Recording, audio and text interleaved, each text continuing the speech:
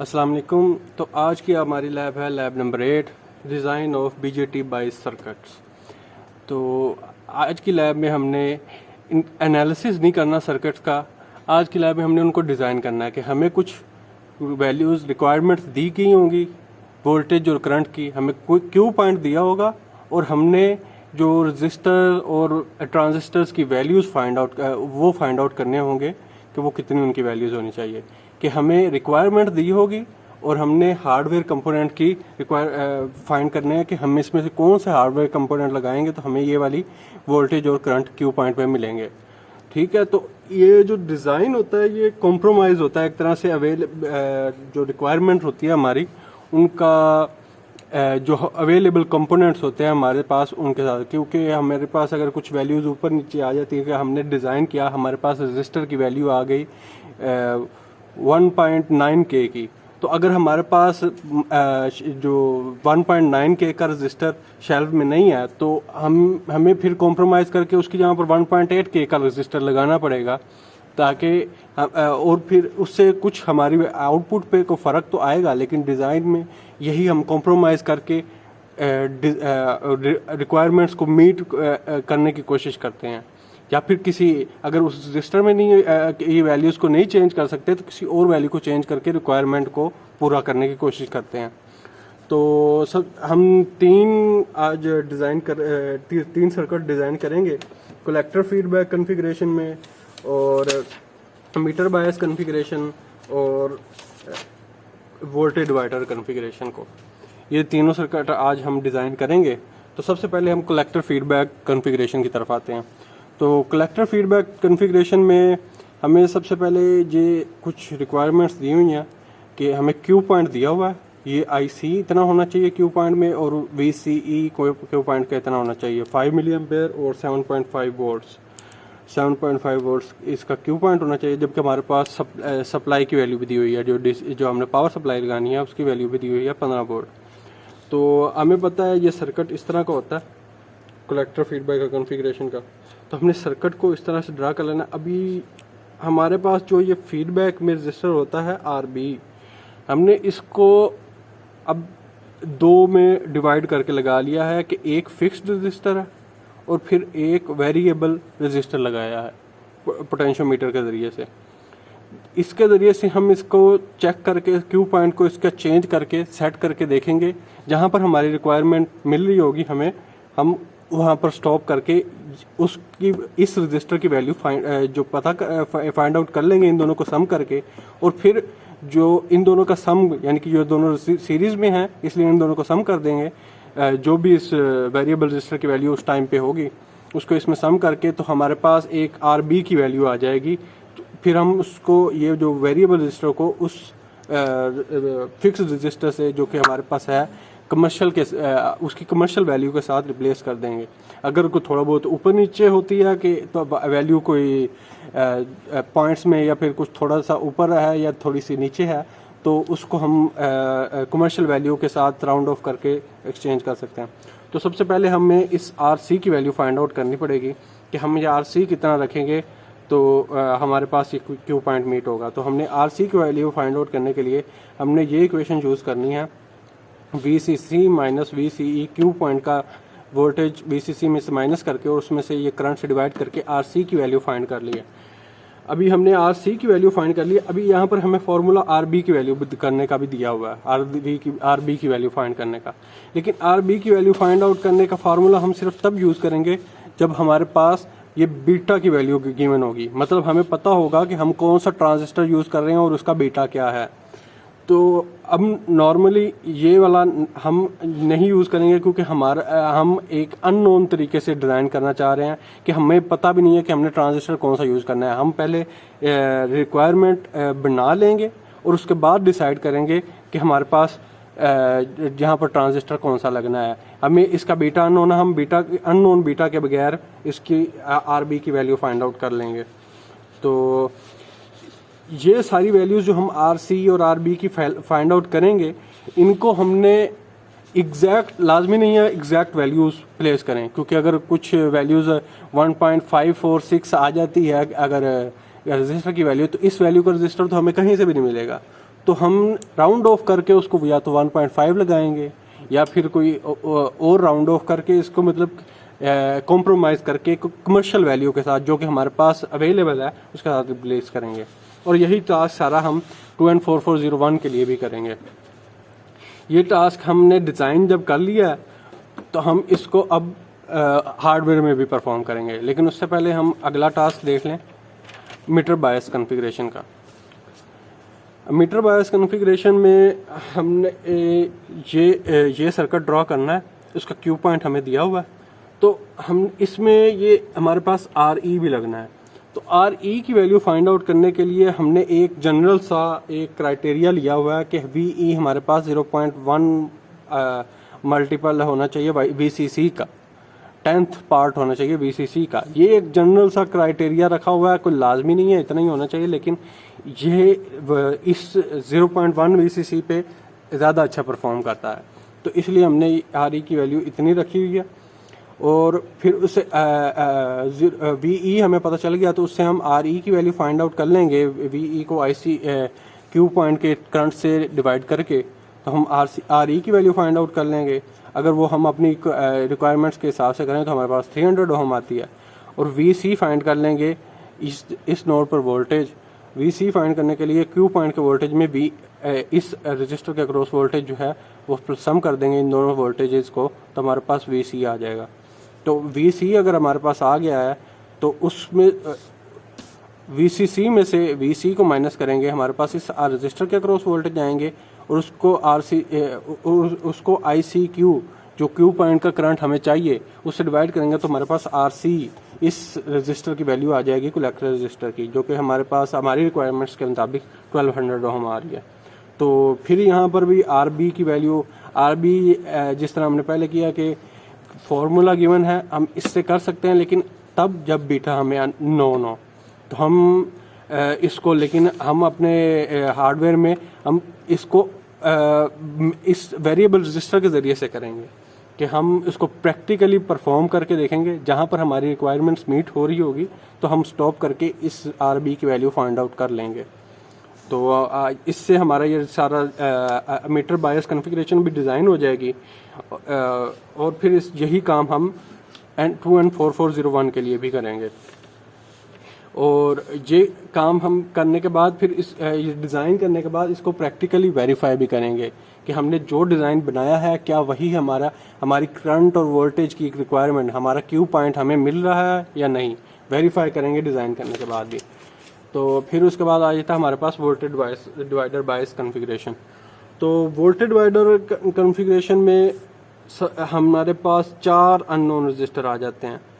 तो हमने ये सारे फाइंड आउट करने हैं क्योंकि हमारे पास ये 2 वोल्टेज डिवाइडर के रजिस्टर्स भी हैं, तो और RC कलेक्टर और मीटर का रजिस्टर भी है। तो इसका हमें जब क्यू पॉइंट दिया हुआ है तो हम वही क्राइटेरिया 0.1 VCC का इस्तेमाल करते हुए RE की value find out, VE find करके उससे RE की वैल्यू फाइंड आउट कर लेंगे।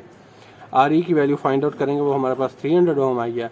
और RC की वैल्यू फाइंड आउट करने के लिए हम ये फार्मूला यूज़ करेंगे VCC minus VC at the Q point and minus VE over IC at the Q point, जो है इससे डिवाइड करके हमारे पास हमारी रिक्वायरमेंट्स के मुताबिक 1.2 के आ रहा है।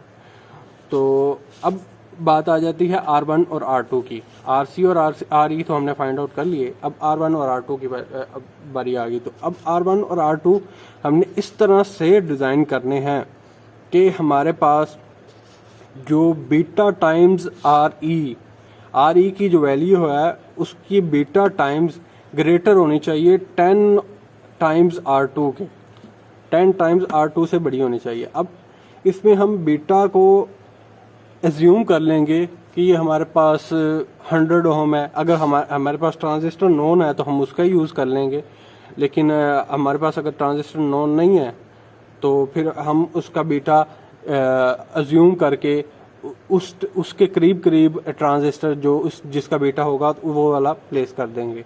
तो हम फॉर एग्जांपल ले लेते हैं बीटा को 100 ले लेते हैं और RE के साथ मल्टीप्लाई करते हैं, तो 100 और हमारे पास हो गया 30 के। तो 10 टाइम्स R2 हमारे पास 30 के से छोटा होना चाहिए, 10 टाइम्स R2 हमारे पास 30K से छोटा होना चाहिए। तो 30K का हम 10 से जब डिवाइड करें तो हमारे पास आता है 3K, लेकिन वो उससे हमने छोटी वैल्यू लेनी है तो हम R2 को ले लेते हैं कमर्शियल वैल्यू से मीट करने के लिए, लेट्स से 2.7K। बड़ी नहीं ले सकते, छोटी तो ले सकते हैं ना, इसलिए 3K से 2.7 हम ले लेते हैं वैल्यू। तो इससे हमारा R2 की वैल्यू आ गई हमारे पास, ये हमने अज्यूम कर ली। इससे हम फिर VB जो है हमारे पास, VB हम कैसे फाइंड आउट कर सकते हैं कि RE के क्रॉस वोल्टेज प्लस ये VBE, इनको जब सम करेंगे तो हमारे पास एक VB की इस नोड पर वोल्टेज आ जाएंगे। अगर हमने ये कंडीशन मीट की है बीटा RE और greater than should be 10 R2, तो हमारे पास ये वोल्टेज तब ही इसके इक्वल होंगे। अगर हमने ये कंडीशन मीट नहीं की तो फिर ये हमारे R2 के इफेक्ट की वजह से VB चेंज हो जाएगा। लेकिन अगर हमने ये कंडीशन मीट की हुई है तो हमारे पास जो VB की वैल्यू है वो यही होगी, VBE प्लस VE। तो अब हमारे पास VB की वैल्यू आ गई है, तो हमें पता है कि VB is also equal to R2 इस वोल्टेज डिवाइडर, इस ब्रांच में वोल्टेज डिवाइडर लगाकर इस नोड पे हम वोल्टेज फाइंड करें तो हम VB की वैल्यू भी फाइंड आउट कर सकते हैं। तो VB is equal to R2 over R1 plus R2 multiplied by VCC। तो हमने ये इस वोल्टेज डिवाइडर के ज़रिए से भी ये वाली जो इक्वेशन है इसको इसके इक्वेट करके जो हमारे पास वैल्यू आई हुई है VB की, तो हम इससे R1 की वैल्यू भी फाइंड आउट कर लेंगे। तो R1 की वैल्यू अगर हम फाइंड आउट करें तो 2.7 के अगर R2 यूज़ करके तो हम ये करें तो हमारे पास तकरीबन 15.7 के करीब वैल्यू आती है, 15.7 के करीब वैल्यू आती है R1 की। तो अगर हम इसको राउंड ऑफ कर लें अब कमर्शियल वैल्यू के साथ, तो हम इसको पूरा 15K कर लेते हैं। तो हम इसको 15K के साथ रिप्लेस कर देंगे जब हम परफॉर्म करेंगे एक्चुअल कमर्शियल, क्योंकि हमें पता है कि हमने कमर्शियल वैल्यूज़ के साथ यूज़ करना है, क्योंकि हमने रियल एक सर्किट डिज़ाइन करना है जिसको हम बना भी सकें, सिर्फ कागज़ पर नहीं सर्किट में भी बना सकें। तो फिर ये करने के बाद हम इसको वेरीफाई भी करेंगे और ये सारा काम 4401 के साथ भी रिपीट करेंगे। अच्छा, अब एक बात यह है कि जिस भी टास्क में हम 4401 के साथ जब कर रहे होंगे तो उसके एनालिसिस में RC और RE इनकी वैल्यूज़ जो है वो इंडिपेंडेंट होंगी, independent of to whether I use 4401 या फिर 3904। चाहे मैं ये यूज़ कर लूँ चाहे वो 3904 यूज़ करूँ, तो हमारे पास RC और RE की वैल्यूज़ सेम आएंगी। और ये वैल्यूज़ जब सेम आएंगी, सिर्फ डिफरेंस किस में आएगा, ये R1 R2 में, और या फिर पिछले टास्क में जब हमने किया था तो हमारे पास ये जो फीडबैक रजिस्टर, ये जो RB होता था, इनकी वैल्यूज़ में डिफरेंस आएगा इसके लिए, क्योंकि डिफरेंस होता है बीटा की वजह से, और बीटा जो है वो IB के रिलेशन के साथ आता है और IB डिपेंड करता है RB पे। तो इसलिए ये जो है ट्रांजिस्टर को चेंज करने से सिर्फ RB की वैल्यू चेंज होगी, ये RE और RC की वैल्यू नहीं चेंज होगी।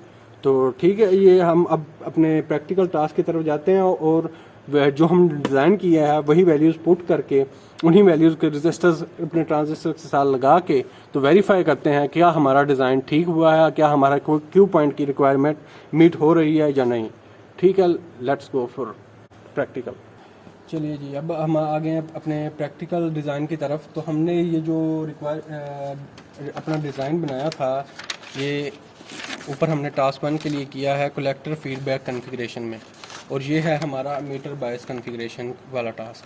तो हमने जब सबसे पहले ये कलेक्टर फीडबैक वाली कॉन्फ़िगरेशन की तरफ आते हैं तो हमने इसमें लगाए हैं एक 1.5K का रजिस्टर हमने फाइंड किया था, ये हमने 1.5K, अब जो है अभी हमारी स्टोर में अवेलेबल नहीं था 1.5K का, तो उसकी जगह पर हमने 1.2 और 300 ओहम लगा कर तो बना लिया। वैसे ये कमर्शियली अवेलेबल होता है, इसीलिए मैंने इसको चेंज नहीं किया 1500 को, इसलिए हमने ये इनका सीरीज़ कॉम्बिनेशन यूज़ करके 1.5K बना लिया। और ये हमारा आ गया 100K ओहम का रजिस्टर, और ये उसके साथ 1 मेगा ओहम का पोटेंशियोमीटर, इसको वेरिएबल रजिस्टर। अब हम अपनी रिक्वायरमेंट्स मीट करने के लिए हम यूँ करेंगे, क्योंकि हमने देखना है कि जब हमारा क्यू पॉइंट वाले वोल्टेज हमें VCEQ मिलेंगे तो हमने वो वैल्यूज़ वो वैल्यू इस आर बी की, इसकी ये रजिस्टर वेरिएबल रजिस्टर की नोट डाउन कर लेनी है। तो हमारे वी सी ई क्यू जो है वो है 7.5, तो हम इसको 7.5 पर सेट करते हैं पहले। ये हमारा वी सी ई क्यू 7.5 पर सेट हो गया, तो हमारा क्यू पॉइंट की रिक्वायरमेंट यहाँ पर मीट हो गई है। अब करंट भी देख लेते हैं, करंट कितना आ रहा है इसमें। करंट के लिए हम आर सी पर वोल्टेज फाइंड करेंगे, आर सी के अक्रॉस वो आ रहे हैं 7.4। 7.4 को मैं जब डिवाइड करता हूँ उससे इसकी रेजिस्टेंस 1.5 के से, तो मेरे पास round about 5 milli ampere current आता है।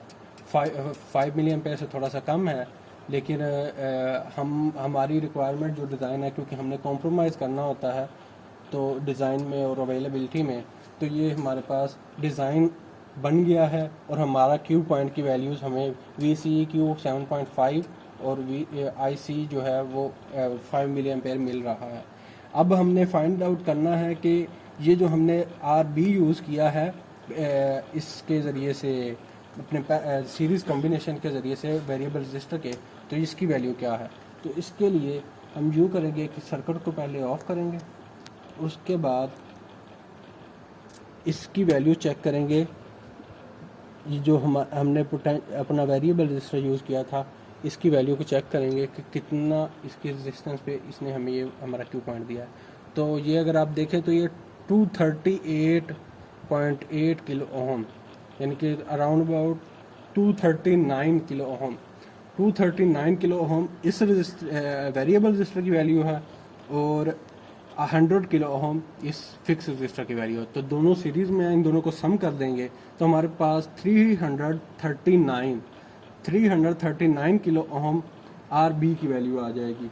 तो हम इसको भी अपने नोट डाउन कर लेंगे। 339 किलो ओहम जो है हमारे पास वैल्यू आ गई है हमारे आर बी की। तो ये हमारा डिज़ाइन हो गया।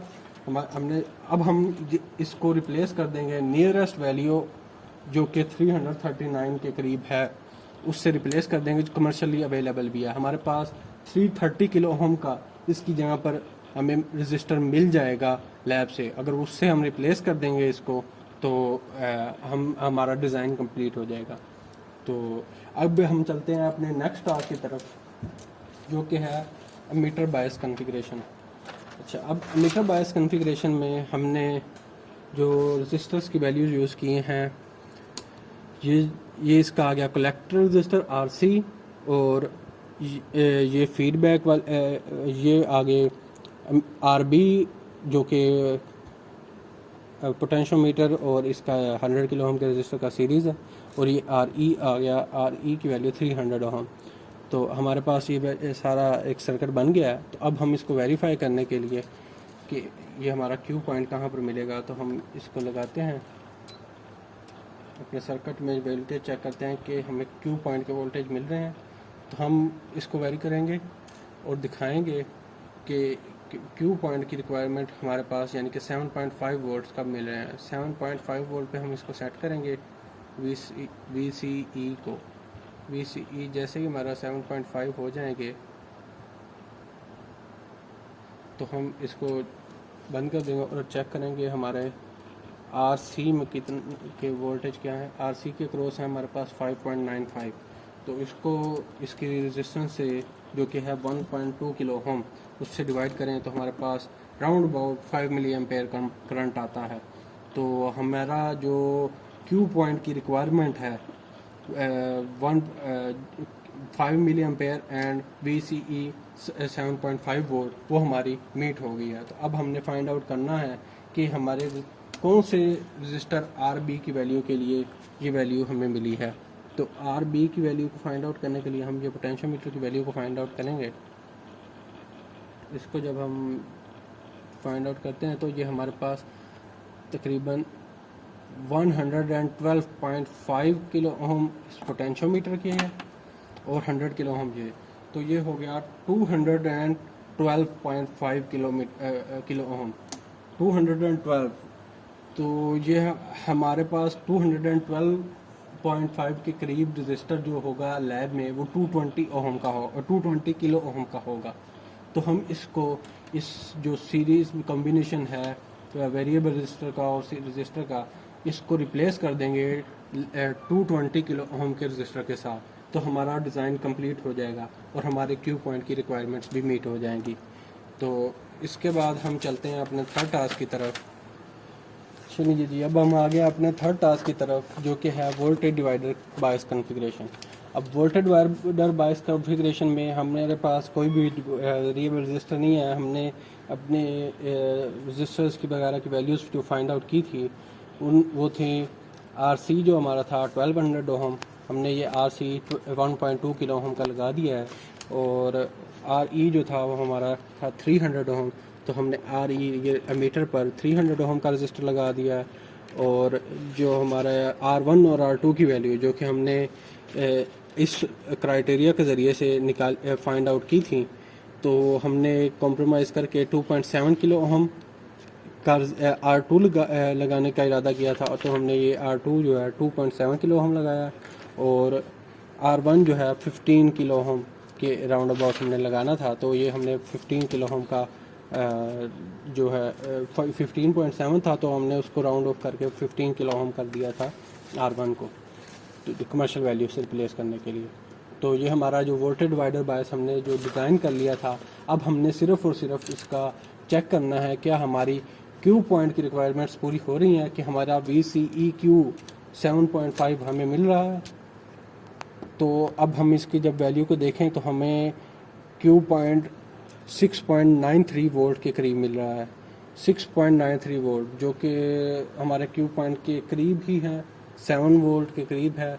7.5 होना चाहिए था। ये हमारी वैल्यूज़, क्योंकि हमने इसमें काफ़ी सारा राउंड ऑफ किया है कमर्शियल वैल्यूज़ को साथ करीब लाने के लिए, तो इसलिए हमारा थोड़ा सा डिफरेंस है। और इसके हम चेक करते हैं करंट इसका कि RIC हमें कितना मिला है, तो ये 6.44 वोल्ट्स 6.44 वोल्ट्स जो है, इसको अगर हम इसके रजिस्टर की वैल्यूज़ 1.2 किलो ओहम से डिवाइड करें, तो ये हमारे पास 5.3 के करीब करंट आता है मिली एम्पेयर्स में। तो हमारा जो करंट की रिक्वायरमेंट है वो भी पूरी हो गई है, और वोल्टेज की रिक्वायरमेंट वो भी पूरी हो गई है। 7 वोल्ट और हमारे पास 5.3 मिली एम्पेयर का करंट हमें मिल रहा है। तो ये हमारे जो क्यू पॉइंट के करीब वैल्यूज़ आ गई हैं। तो हमारा ये वोल्टेज डिवाइडर बायस कॉन्फ़िगरेशन का जो डिज़ाइन है वो डिज़ाइन हो गया है और वेरीफाई भी हो गया है। तो ये थी हमारी आज की लैब। तो आज की लैब में अगर कोई क्वेश्चन वगैरह हो तो आप पूछ सकते हैं। तो चलिए जी, अगली लैब में मिलते हैं इंशाल्लाह।